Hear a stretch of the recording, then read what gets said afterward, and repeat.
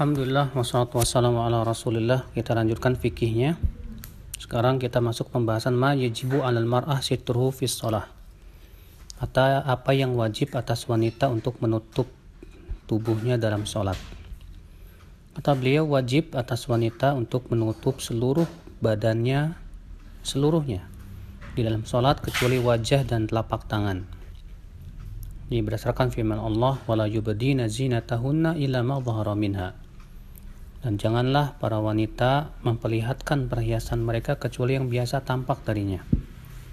Berkata Ibnu Katsir, maksudnya artinya mereka tidak boleh menampakkan sedikit pun dari perhiasan kepada lelaki asing kecuali apa-apa yang tidak mungkin bisa untuk disembunyikan.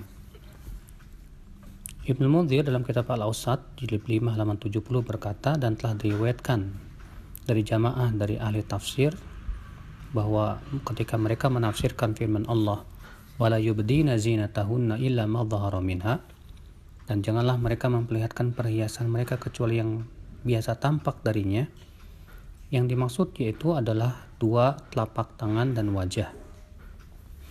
Dan telah diriwayatkan hal itu dari Ibnu Abbas, Atha, Makhul, dan Sa'id bin Jubair. Jadi ya, Allah menyebutkan dalam ayat itu ya bahwa hendaknya para wanita tidak boleh memperlihatkan perhiasannya kecuali yang biasa tampak, yaitu wajah dan telapak tangan. Kemudian ya, hendaknya pakaian yang dipakai oleh wanita itu tidak boleh tipis. Ya, Syekh Albani rahimahullah pernah ditanya tentang wanita atau seseorang yang memakai pakaian tipis, di mana mensifati warna ya kulit. Maka beliau berkata, apabila pakaiannya tipis maka sama dengan telanjang. Berarti ya hendaknya mukenanya itu tidak boleh tipis, dia harus tebal. Ya, tidak boleh merecet, artinya sangat sempit, karena itu pun tidak diperbolehkan. Bagaimana hukum orang yang sholat dalam keadaan tidak memakai penutup kepala bagi laki-laki?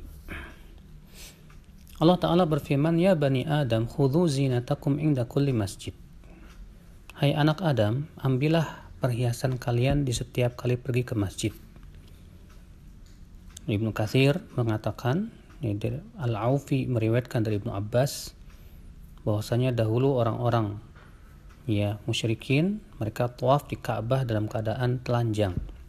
Maka Allah memerintahkan mereka untuk mengambil perhiasan, yaitu pakaian yang menutup aurat-aurat mereka. Maka dari itu ya, apabila hal itu termasuk yang merupakan perhiasan, maka penutup kepala pun juga termasuk perhiasan. Syekh Albani berkata dalam kitab Tamamul Minnah halaman 164, walladzi arahu fi hadhil mas'alah, menurut pandangan saya dalam masalah ini, bahwa orang yang sholat dalam keadaan kepalanya tidak memakai penutup ya berupa kopiah ataupun peci ataupun ya imamah, bahwa itu adalah makruh hukumnya. Kenapa? Karena seorang muslim itu disunahkan untuk masuk dalam sholat dalam keadaan yang bagus, berdasarkan firman Allah Subhanahu wa taala tadi, dan juga hadis fa innallaha ahaqqu an yutazayyan bih, karena Allah yang paling berhak kita untuk berhias dengannya. Dan juga ya merupakan kebiasaan salafus saleh bahwa mereka senantiasa sholat dalam keadaan kepala mereka tertutup. Demikian pula yang diperbuat oleh Nabi Shallallahu Alaihi Wasallam. Ya, Nabi Shallallahu Alaihi Wasallam tidak pernah dalam dalil-dalil yang sahih sholat dalam keadaan kepalanya itu terbuka.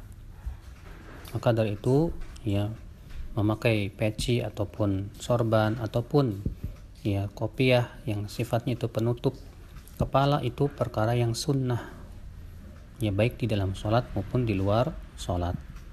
Wallahu a'lam.